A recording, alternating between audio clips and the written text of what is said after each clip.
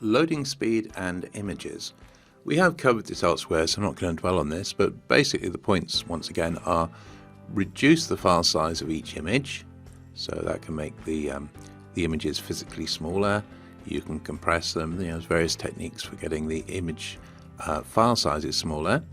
Reduce the number of images on a page, and also resize your pictures prior to uploading so that they are the exact physical sort of pixel size that you want to display them within your website. As I say, that has a slight speed effect because the CPU doesn't have to recalculate the size of the image as displayed within the actual page.